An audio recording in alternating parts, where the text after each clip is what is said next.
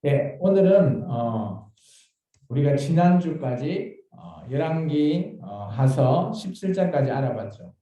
17장은 참 암울했던 장이었습니다. 왜냐하면 북이스라엘이라고 하는 나라가 드디어 아수르에서 멸망당했던, 그런데 그 멸망이 아수르의 침공에 그냥 멸망당했다? 이게 아니었다라는 거죠. 정말 중요한 것은 하나님 입장에서 설명했을 때 너희는 어때요?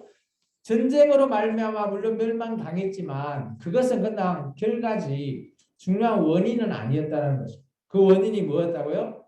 하나님 앞에 돌아오는 자가 한 명도 없었다는 거죠. 또 하나님이 원했던 것을 아무도 들으려고 하지 않았죠. 하나님의 선지자를 보냈지만 그 메시지를 들으려고 하지 않았고요. 또 하나님께서 모세에게 줬던 그들에게만 허락했던 그죠? 율법을 그들은 지키지 않았습니다. 그로 말미암아 북이스라엘이라고 하는 나라가 드디어 멸망당했습니다. 너무나 안타깝죠. 그러면서 오늘은 이제 이 땅에 살아남은 남유다라고 하는 나라에 대해서 설명하고 있습니다. 그런데 너무 우리가 잘 알고 있는 오늘 남유다의 왕인 아스 왕의 아들인 히스기야 왕이 왕으로 오늘 등극하는 날이었죠. 하나님의 평가도 다른 왕들과 전혀 다릅니다. 기타 남유다의 다른 왕들은 그래도 정직한 그거 하나만은 붙들었는데 그 이후에는 뭐 산당이나 이런 거 다 패한 적이 한 번도 없었다는 거죠.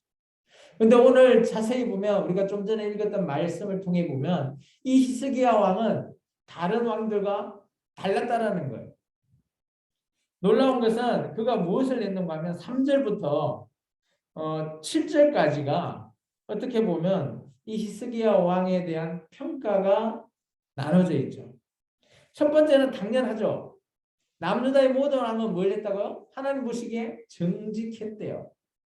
오늘 3절에 보시면 다윗과 같이 모든 행위가 하나님 보시기에 정직했다는 겁니다. 이건 당연한 겁니다. 여기에 정직을 행했다에 일을 해 놓으시기 바랍니다.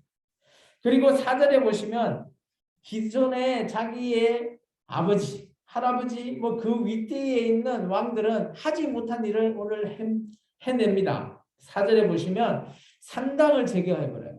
이 산당은 아마 솔로몬 왕 때 만들어 놓은 산당인데 그 산당을 없애지 못하다 보니까 백성들이 그 산당에서도 제사하고 성전에 가서 하나님께도 제사하는 거죠. 지난주 이스라엘, 북이스라엘이 멸망한 이유 중에 하나도 양다리 걸치는 그런 양다리가 걸쳐지는 그러면서 하나님을 섬겼다? 참 하나님은 인정하고 싶지 않은 겁니다. 그런데 오늘 이런 히스기야 왕이 그런 산당을 제거해버립니다. 놀랍게도 혹시 기억나실지는 모르겠지만 모세가 저 광야에서 그래서 하나님 앞에 너무 불만 불평을 하다 보니까 하나님께서 불뱀을 만들어서 광야에 풀어버렸어요. 다 물려버렸죠. 그러다 보니까 모세가 하나님께 기도합니다. 이 백성을 왜 광야에 다 죽이려고 합니까? 하나님.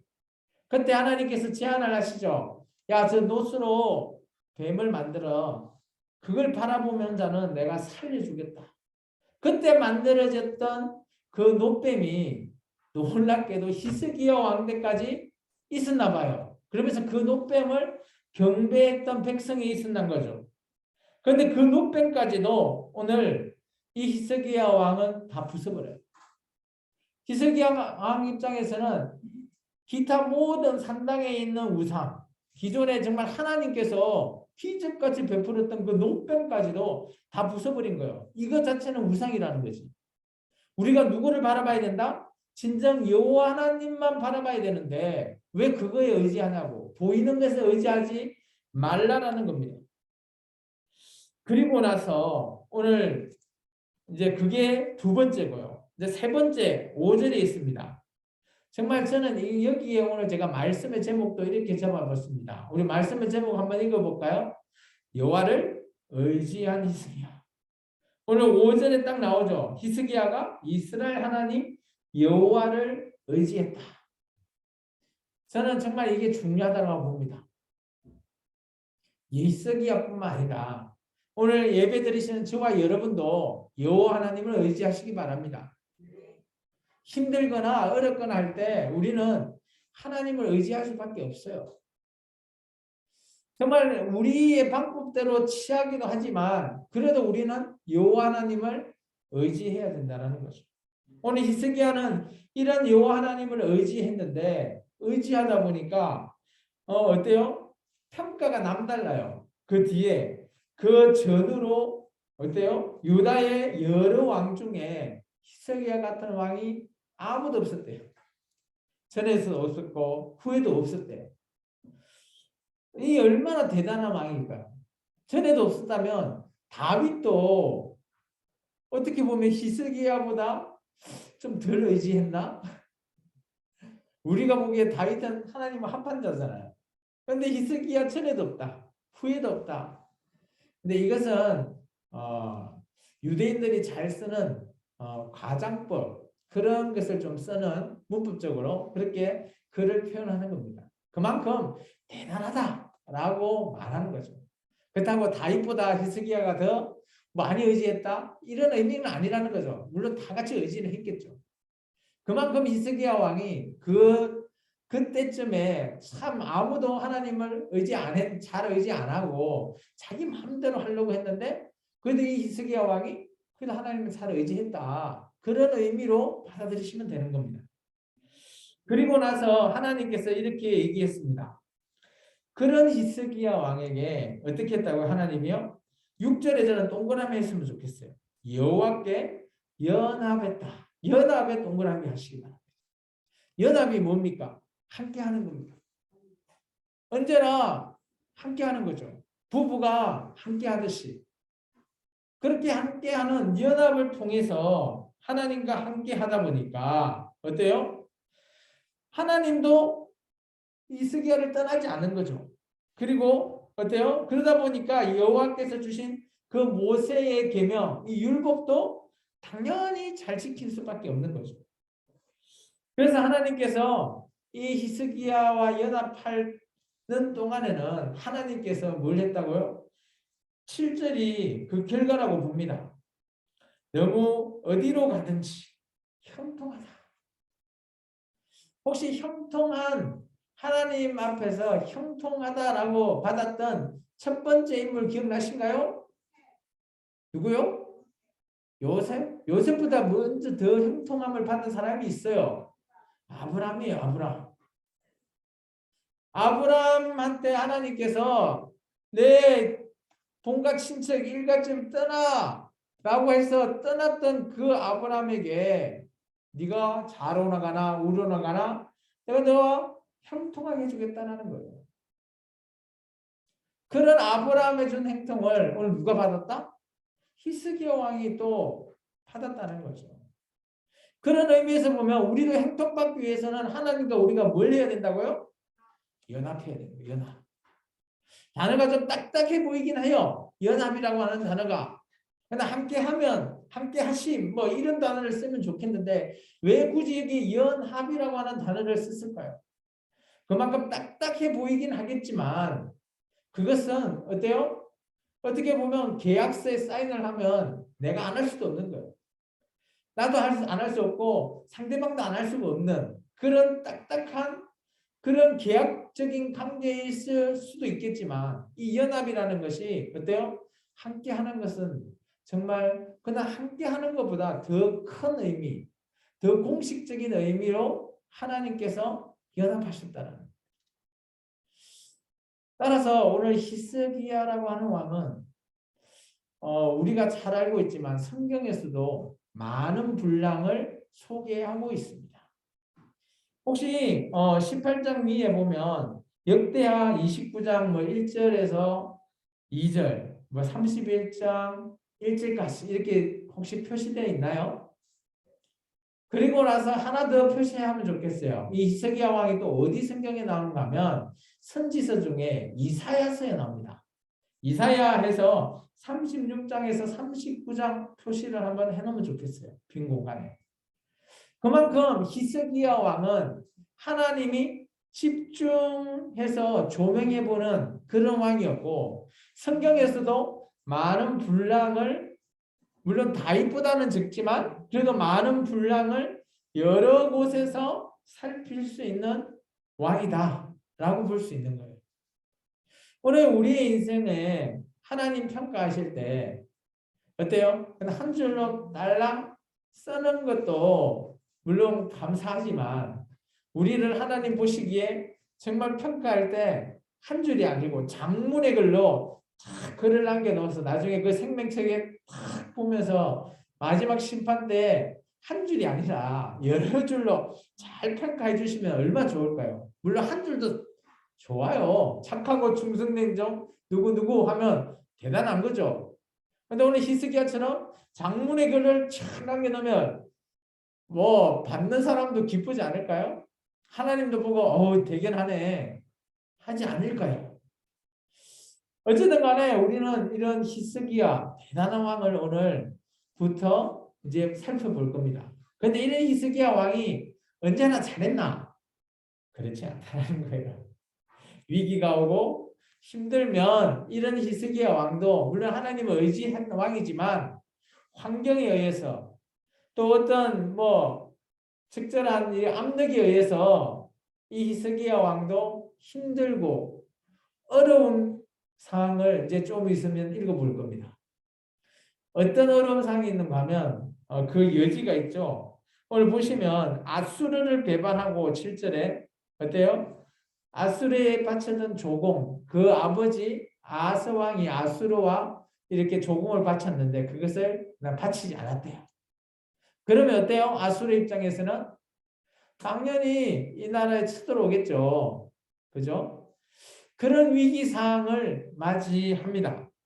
그것을 우리가 한번 읽어보겠습니다. 9절에서부터 해서 조금 길지만 16절까지 같이 한번 읽어보겠습니다. 9절부터 16절까지입니다.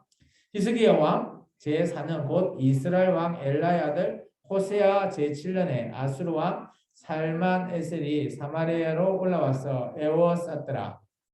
3년 후에 그 성읍이 함락되니 곧 히스기야 왕 제6년이요 이스라엘 왕 호세아의 제9년에 사마리아가 함락되매 아수르 왕이 이스라엘을 사로잡아 아수르에 이르고 고산 강가에 있는 할라와 하볼과 메대 사람의 여러 성읍에 두었으니 이는 그들이 하나님 여호와 말씀을 듣지 아니하고 그의 언약과 여호와의 종 모세가 명령한 모든 것을 따르지 아니하였음이더라. 히스기야 왕 제14년에 아수르 왕 산헤립이 올라와서 유다 모든 견고한 성읍들을 쳐서 점령하며 유다의 왕 히스기야가 라기스로 사람을 보내어 아수르 왕에게 이르되 내가 범죄하였나이다. 나를 떠나 돌아가소서. 왕이 내게 치우시는 것을 내가 당하리다 하였더니 아수르 왕이 곧 은 300달란트와 근 30달란트를 정하여 유다 왕 히스기야에게 내게 한지라. 히스기야가 이에 여러 여호와의 성전과 왕궁 곳간에 있는 은을 다 주었고 또 그때 유다 왕 히스기야가 여호와의 성전문의 금과 자기가 모든 기둥에 입힌 금을 벗겨 모두 아수르 왕에게 주었더라. 아멘. 9절부터 12절은 어때요? 이 사이에 히스기야 왕이 즉위하고 나서 보면 중간에 6년 때 어때요? 아수르에 의해서 북이스라엘이 멸망하는 장면을 소개하고 있죠. 히스기야 6년이고 그리고 호세아 9년 때 사마리아 성이 함락됨으로 해서 결국은 우리가 지난주에 봤던 내용들을 간단하게 설명하고 있어요. 왜 설명하냐? 히스기야 왕이 북이스라엘 멸망 전에 왕으로 남유다 왕으로 즉위했는데 6년이라는 시간이 지났을 때 북이스라엘이 멸망당한 거예요. 좀 전에 히스기야 왕은 하나님 앞에 어때요? 하나님을 의지했기 때문에 연합한 사람이잖아요. 그래서 하나님이 원했던 모세 명령을 잘 수행했대죠. 근데 북이스라엘의 멸망을 소개하는 한 절이 있습니다. 12절. 북이스라엘이 왜 멸망당했냐를 12절이 얘기하고 있죠. 어떻게 보면 지난주 우리 17장을 요약한 한 절이라고 보면 됩니다. 어때요? 그들이 언약과 여호와의 종 모세가 명령한 모든 것을 따르지 아니했기 때문에 멸망당했다. 그래서 12절은 동그라미 쳐놔야 되죠. 딱 비교가 되는 거잖아요. 북이스라엘 멸망당한 이유. 근데 현재 남유다가 멸망당하지 않고 존재하는 이유. 완전히 비교가 되죠. 그러면 이것을 통해서 우리에게 하나님은 무엇을 얘기할까요? 지금 이 시대, 이 교회에게 그것은 하나님의 말씀을 따르는 자와 따르지 않는 자에 대한 사례를 보여주시는 거예요. 네가 이것을 읽어보고 하나님 말씀 따를래? 따르지 않을래? 말하는 것과 똑같다라는 거죠. 제가 보기에는. 여러분은 어떻게 하시겠습니까? 하나님의 말씀대로 따르시겠습니까? 아니면 내가 원하는 대로 하시겠습니까?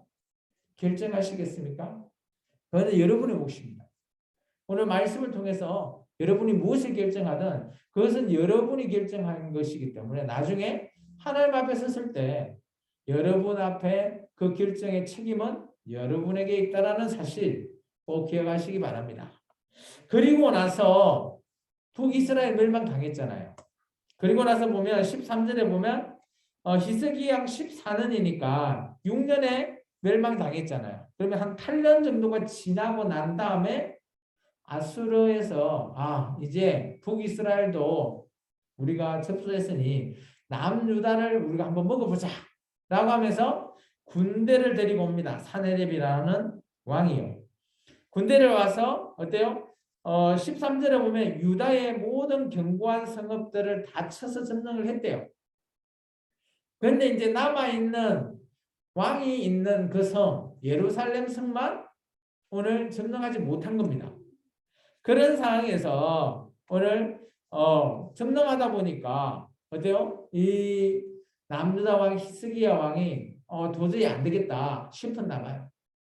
그래서 그 왕 앞에 가서 내가 범죄했다, 잘못했습니다 라고 시인하고 당신이 원하는 것, 이전에 조공을 안 바쳤는데 다시 내가 얘기해주면 내가 다 그것을 다시 바치겠다 라고 했는데 그게 아마 기존의 조공보다 훨씬 많은 어마어마한 것을 내려준 것 같아요. 우리 보시면 14절 하반절에 있죠. 은 300달란트, 금 30달란트예요. 이렇게 얘기하면 얼마 정도 되는지 기억 안 나죠? 얼마 정도 가치가 있을까? 금, 은. 근데 우리가 한 달란트가 30kg예요. 그거를 생각하면 은이 어때요? 300달란트면 얼마죠? 곱하기 30. 300 곱하기 30 하면 얼마예요? 9,000kg잖아요. 그러면 은이 9톤이에요. 9톤. 어마어마하죠. 금은 어때요? 30달란트잖아요. 그러면 금은 얼마? 900kg. 거의 1톤 되죠. 1톤. 한 돈이 아니라 1톤이 1톤. 금 1톤, 은 9톤을 바치래요. 그러면 이 아수르가 이 정도로 야 이거 바쳐 라고 했으면 남유다 왕 입장에서는 이걸 바칠 수 있어요? 없어요? 어마어마한 거 지금 대한민국한테 이런 거 바쳐라라고 하면 바칠 수 있을까요? 금모으기 운동, 은모으기 운동해서 바칠 수 있을까요? 물론 가능할 수도 있다라고 봅니다만 어쨌든 간에 이게 쉽게 바쳐질 게 아니잖아요. 이 말은 어떤 의미죠? 아수르가 이 말을 했던 이유는 야, 너 못 바칠 것 뻔하니까 그걸 명분을 세우는 겁니다. 그래서 내가 이 나라 내가 먹겠다. 이 예루살렘 성 점령해서 남유다까지 내가 다 먹겠다라는 그런 심상을 가지고 있는 거죠. 그런데 놀랍게도 히스기야 왕이 이 어려운 걸 해냅니다. 보시면 16절 하반절에 하여튼 자기 왕궁에 있는 거나 하나님의 성전에 있는 그뭐 다 끌고 갖고 어때요? 아수르 왕한테 바치죠. 놀라지 않았을까요? 저는 이거 보고 이 당시 아수르 왕이 이거 딱 받아보고 이걸 바치네? 놀랐을 거라 봅니다. 첫 번째. 그리고 두 번째. 전날에 금과 은이 이렇게 많아? 정말 내가 점령해야 되겠다. 그렇게 각오를 했을 겁니다. 그러지 않을까요, 여러분? 그러다 보니까 17절에 보면 아수르 왕이 군대를 보냅니다. 결국은. 왜냐?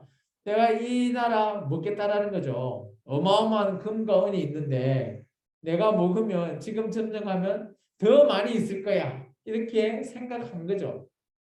그 내용이 17절부터 37절까지예요. 좀 길긴 하죠. 그런데 한 내용이기 때문에 우리가 17절에서 37절까지 교독하겠습니다.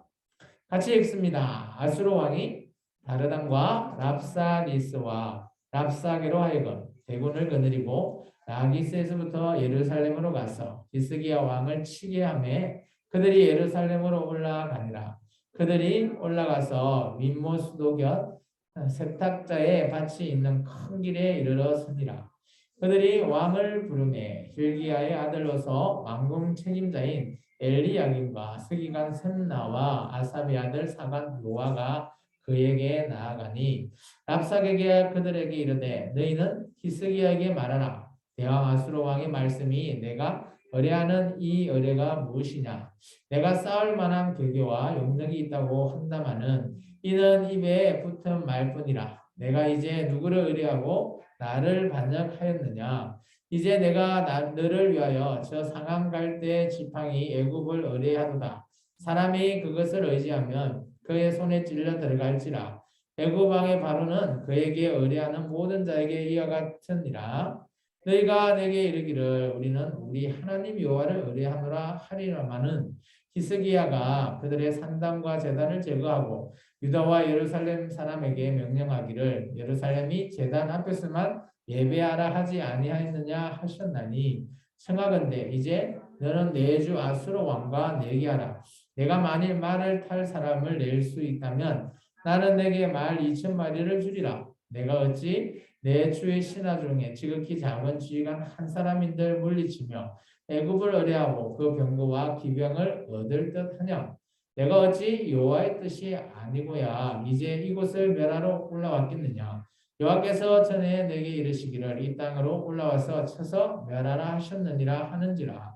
hil기야의 아들 엘리야김과 셈나와 요아가 랍삭에게 이르되 우리가 알아듣겠사오니 청하건대 아람 말로 당신의 종들에게 말씀하시고 성에 있는 백성이 듣는 데서 유다 말로 우리에게 말씀하지 마옵소서. 랍사게가 그에게 이르되 내가 주께서 내 주와 내게만 이 말을 하라고 나를 보내주시냐? 성 위에 앉은 사람들도 너희와 함께 자기의 대변을 먹게 하고 자기의 소변을 마시게 한 것이 아니냐 하고 랍사게가 드디어 일어났어서 유다의 말로 크게 소리질러 불러 이르되 너희는 대왕 아수르 왕의 말씀을 들으라. 왕의 말씀이 너희는 히스기야에게 속지 말라. 그가 너희를 내 손에서 건져내지 못하리라.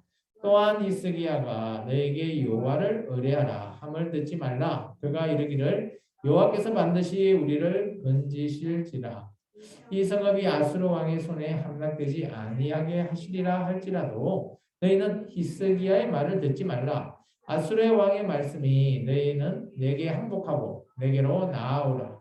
그리하고 너희는 각각 그의 포도와 무화과를 먹고 각각 자기의 우물의 물을 마시라. 내가 장차 와서 너희를 한 지방으로 옮기리니 그것은 너희 본토와 같은 지방, 곧 곡식과 포도주가 있는 지방이요 떡과 포도원이 있는 지방이요 기름나는 감람과 꿀이 있는 지방이라. 너희가 살고 죽지 아니하리라. 히스기야가 너희를 설득하여 이르기를 여호와께서 우리를 건지시리라 하여도 히스기야에게 듣지 말라. 민족의 신들 중에 어느 신이 그의 땅을 아수르 왕의 손에서 건지신 자가 있느냐? 하맛과 아르밧의 신들이 어디 있으며 소알발과 헤나와 아어의 신들이 어디 있느냐? 그들이 사마리아를 내 손에서 건졌느냐? 민족의 모든 신들 중에 누가 그의 땅을 내 손에 건졌기에 여호와가 예루살렘을 내 손에서 건지겠냐 하셨느냐? 그러나 백성이 잠잠하고 한마디도 그에게 대답하지 아니하니 이는 왕이 명령하여 대답하지 말라 하였습니다. 이에 hil기야의 아들 왕궁의 내내 책임자인 엘리야김과 서기관 셈나와 아삽의 아들 사관 요아가 옷을 찢고 히스기야에게 나아가서 랍사게의 말을 전하니라. 아멘. 좀 길죠. 근데 이 말을 요약하면 이런 겁니다. 이제 랍사게라고 하는 이제 물론 여러 명이 왔는데 그 중에 랍사게가 와서 이제 전령 대표로 나온 것 같아요. 그러면서 말을 전하려고 할 때 이제 이쪽에서도 남유다에게도 이제 보면 세 명이 나왔어요. 엘리야기, 셈나, 요아가 나와가지고 그들 같이 협상을 하죠. 근데 협상을 할 때 이렇게 얘기합니다. 너희가 우리를 속였다. 그 뭘 속였냐? 뭐 조공을 바친 게 속인 게 아니라 너희가 우리에게 조공을 바치면서도 오늘 이게 얘기를 여기 말씀을 들어보면 애굽한테 너희가 의뢰하지 않았냐? 도움을 요청하지 않았냐라는 겁니다. 그 말은 뭔가 하면 이제 아수르에게 그죠? 우리 이제 항복했으니까 조공을 바치고 잘 누립시다라고 이렇게 했지만 뒤로는 애굽한테 요청을 보낸 거예요. 그것을 누가 알아챘다? 아수르가 알아챈 거예요. 그러다 보니까 이게 이제 빌미가 되는 거죠. 그러면서 이제 또 한 가지 얘기하죠. 오늘 이제 이 랍사게가 한 말인데 22절에 보면 참 대단한 얘기를 합니다. 랍사게가 어떻게 이걸 다 알았을까? 저는 좀 궁금하죠. 보면 22절에 보면 그죠? 너희가 하나님께 의뢰한다라고 한다마는 하면서 이제 뒤에 나오죠. 히스기야에 대한 내용. 히스기야가 어때요? 산당과 제단 제거했죠. 그리고 유다의 예루살렘 사람에게 명령하기를 하나님 제단에서만 예배하라. 이렇게 내가 선포했다라는 걸 누가 알고 있어요? 랍사게가 알고 있어요. 아수르의 그 부하가 놀랍지 않나요? 그렇게 얘기하면서 야 이거 이렇게 얘기하면서 뭐요? 이거 히스기야가 이거는 너를 속인 거야. 이게 겉으로만 그렇게 한 거야. 라는 형태로 어느 정도 비꼬는 식으로 얘기하는 거죠. 그러면서 지금 너희가 우리 왕하고 내기했을 때 말 탈 사람이 있으면 나오라 그래. 내가 2,000마리 줄게. 이거는 뭐예요? 랍사기 입장에서는 전혀 너희 쪽에서는 나올 사람 없을 거야. 그러니까 이런 말들이 말만 하지 실제 안 한다라고 랍사기가 얘기하는 겁니다. 그러면서 오늘 얘기하죠. 랍사기가 얘기할 때 이 엘리야긴과 셈나와 요아가 아마 이 당시에는 아수르는 아람말을 쓰는 것 같아요. 그 남유다는 남유다 말을 따로 쓴 것 같죠. 예, 히브리어를 썼겠죠. 그러면서 아마 이 세 명 나온 사람은 아람어를 구사할 줄 알았던 사람인 것 같아요. 그러면서 알아들었으니까 저 있는 백성들 앞에서는 아람말로 좀 해달라. 못 알아듣게. 쉽게 말하면 이런 겁니다. 여기 와서 안 좋은 얘기 할 때 그냥 영어로 좀 해주시오. 그럼 알아듣는 사람 알아듣고 안 그러면 모르지 않소 이렇게 해달라고 했어요. 근데 랍사르게가 내가 왜 모든 사람이 우리 왕이 보냈을 때 모든 사람한테 이 얘기를 전해라 했지 너희 그 알아듣는 너희 세 명한테만 전해라고 아니요 라고 하면서 랍사게가 유다말로 합니다. 이거 보면 랍사게도 언어 능력이 좀 뛰어나죠. 아람어뿐만 아니라 유다의 말도 할 수 있는 사람인 거예요. 그죠? 그러면서 유다말을 하는 거죠. 하면서 이 얘기하죠. 야, 너희가 항복하면 내가 뭐 포도나 뭐 이런 무화과 그리고 물 먹을 수 있는 나중에 안전한 곳으로 옮겨줄게. 똑같은 곳으로. 근데 혹시 기억나시는가요? 지난주 북이스라엘을 점령하고 나서 어떤 정책을 아수르는 세우죠? 민족 이주 정책을 세웁니다. 그러면서 그들의 정체성을 없애버려요. 그러다 보니까 오늘 이 말이 뭔가 하면 너희가 똑같은 성읍을 있는 그 비슷한 성읍에 너희를 옮겨줄게. 라는 말은 뭐예요? 민족을 이주시키겠다라는 거죠. 그 정책을 구사한다는 겁니다. 그 32절에 그런 표시가 있죠. 그렇기 때문에 너희가 나 히스기야 하는 말 듣지 마. 내가 너희 목숨 살려줄게. 지금 항복하면. 라는 말로 회유하는 거죠. 그런데 어때요? 백성들의 반응? 저는 이 반응이 참 중요하다 봅니다. 36절에 백성이 어떻게 했다고요? 아무 말도 안 했어요. 잠잠했습니다. 물론 왕이 미리 손을 써놓긴 했어요. 그런데 어떻습니까? 백성들 입장에서는 아수르 군대가 예루살렘 성을 포위하고 있어요. 그럼 백성들은 두렵지 않아요? 두렵고 무서울 거 아니에요. 그럼 그 중에 한 명도 이렇게 잠잠할 수 있을까요? 잠잠할 수 있었다라는 건 어떤 의미일까요? 아마 자기들 왕을 제대로 믿었다라는 증거라고 저는 보여집니다. 남유다 백성은 히스기야 왕을 제대로 믿은 거죠. 그래서 아수르가 얘기하는 그런 것들을 아예 대꾸도 안 한 거죠. 근데 아수르의 랍사게는 왜 그런 말을 했을까요? 백성들이 마음의 동요를 시켜서 내부적으로 분란을 일으키게 하기 위한 목적이었어요. 전쟁보다도. 예? 뭐 꽤 높은 것 같아요. 정확한 그건 아닌데 군단을 거느리고 올 정도면 아마 군대 대군을 거느리는 뭐 군대 대장 그리고 아니면 뭐 한 오른팔 그 정도 될 수도 있을 것 같아요. 사내립에. 어쨌든 간에 이런 것을 통해서 백성들이 조용해 버리니까 어떨까요? 랍사기 입장에서는 자기가 자신 있게 말하고 혼란이 올 수 있을 거라 생각했는데 너무 조용하니까 좀 민망하지 않았을까요? 저는 좀 그런 부분들이 연상이 되더라고요. 그러면서 이제 이 엘리야긴과 셈나와 요아가 그 얘기를 히스기야한테 이제 전합니다. 다음 시간에는 이제 전함을 받은 히스기야의 반응을 좀 살펴볼 겁니다. 그리고 어떻게 아수르의 이 위기를 극복할 수 있는지, 히스기야가 누구를 붙잡는지 그 내용은 다음 주 시간에 우리가 볼까 합니다. 오늘 말씀을 좀 정리하면 이렇습니다. 오늘의 말씀은 극명합니다. 극명해. 히스기야 왕에 대한 평가.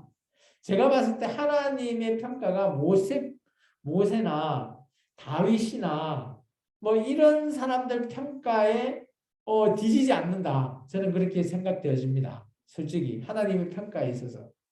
히스기야 왕은 첫 번째 하나님이 정말 어때요? 마음이 합한 다윗 그리고 하나님이 남유다가 됐던 북이스라엘이 됐던 하나님의 평가 기준이 되는 사람이 누구예요? 다윗이지 않습니까? 그런 다윗의 길을 제대로 따라간 자가 누구다? 히스기야 왕이다라고 하니 하나님도 이제 한번 기대가 되어 볼 만한 그런 인물 아닐까요? 그런 인물로 하나님이 히스기야를 바라봤던 것 같아요. 그리고 이런 히스기야도 모세가 기존에 했던 율법 계명을 잘 지켰죠. 그리고 정말 나아가서 하나님을 의지한다. 그 의지의 증거가 뭐예요? 하나님과 연합한다라는 거죠. 연합하는 게 뭐예요? 하나님 앞에 무조건 뭔 일이 있으면 하나님만 찾는 거예요.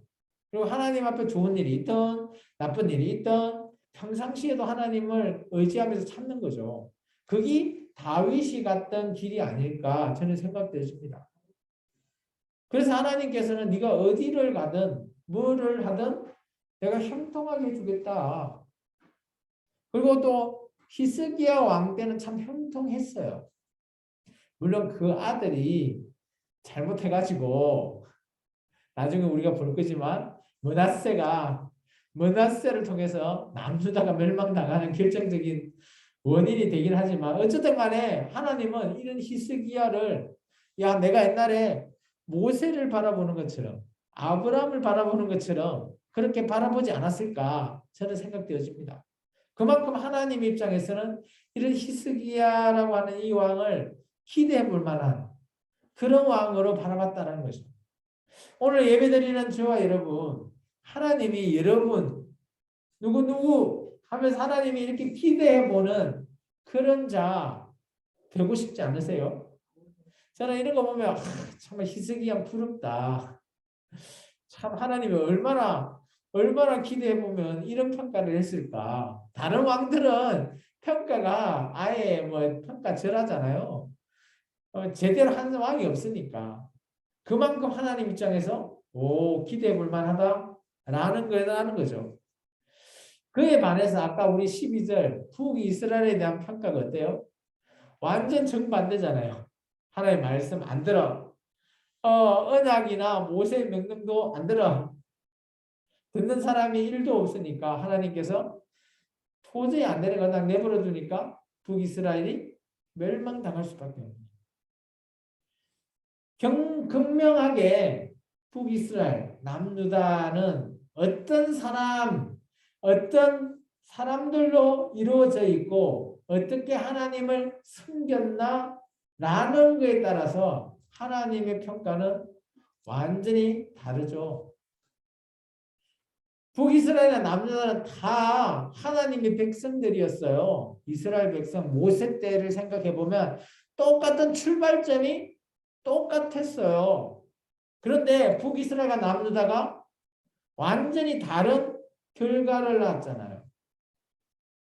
그 이유가 뭡니까? 사람이에요. 사람이 어떻게 하나님 앞에 어떤 태도로 하나님 앞에 나아갔는지 어떻게 섬겼는지에 따라서 완전히 결과가 정반대잖아요. 시작은 똑같았어요. 시작은 동일하게 시작을 한 겁니다. 오늘 예배 드리는 여러분 동일하시죠?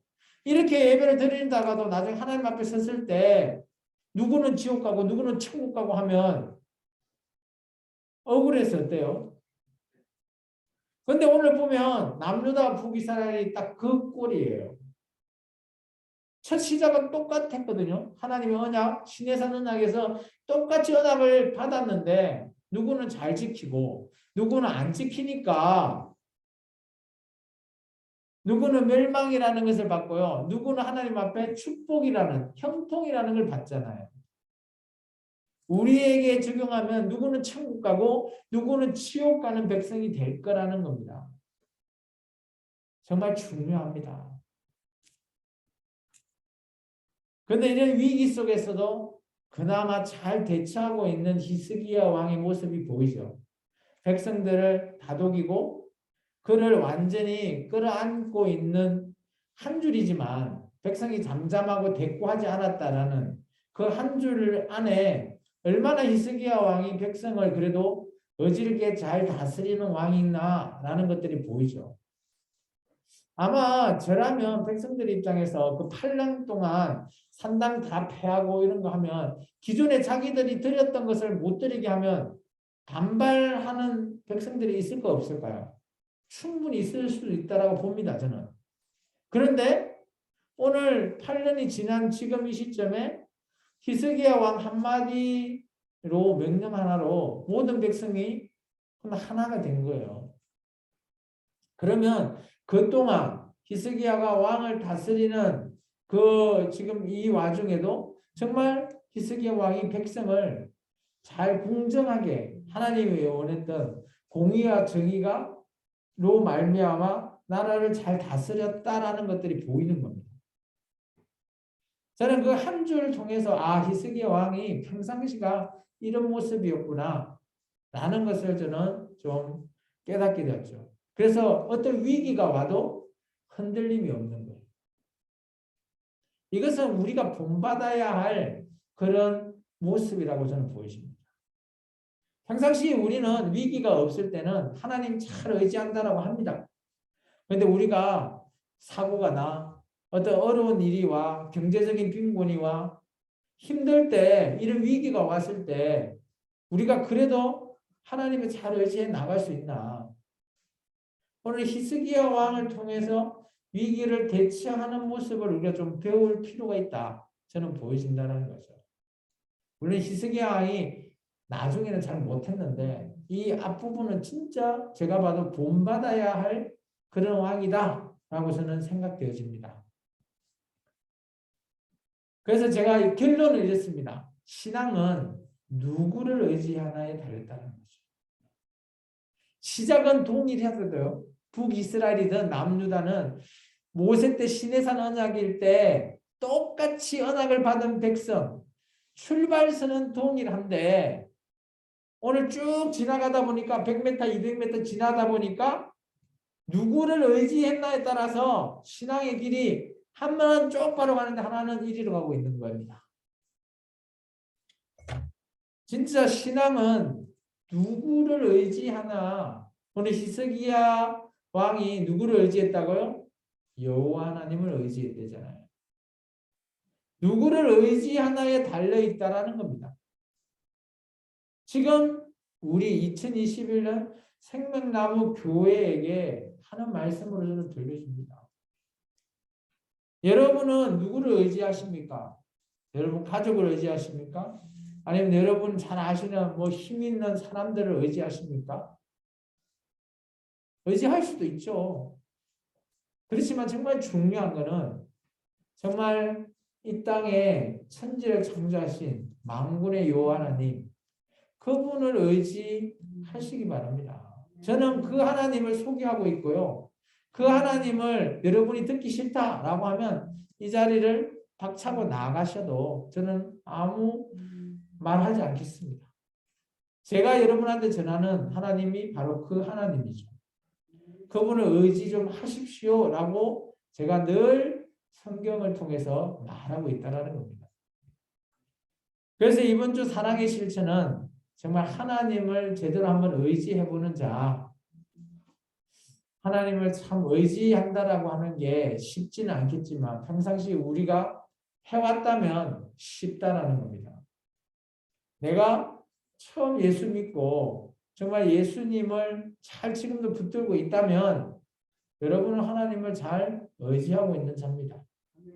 그런데 지금 뭐 연수가 너무 길어져 가지고 맞아 하나님도 믿어야 하는데 그런데 세상을 보니까 이런 코로나 위기 속에 아니야 또 사람들 또 살펴야 돼라고 한다면 오늘 제가 말을 안 해도 당연한 거죠. 따라서 한 주간에 여러분 하나님을 의지하는 자 여기서 의지하는 거는 정말 여러분 자신들이 의지해야 된다는 거죠. 제가 이렇게 말씀을 선포하지만 의지하는 입장은 여러분 각자가 의지하셔야 되는 겁니다. 저도 마찬가지고요. 그래서 한 주간에 하나님을 제대로 의지하는 저와 여러분이 되는 생명나무 교회가 되기를 주의 이름으로 축원합니다. 기도하겠습니다. 사랑해 주님 감사합니다.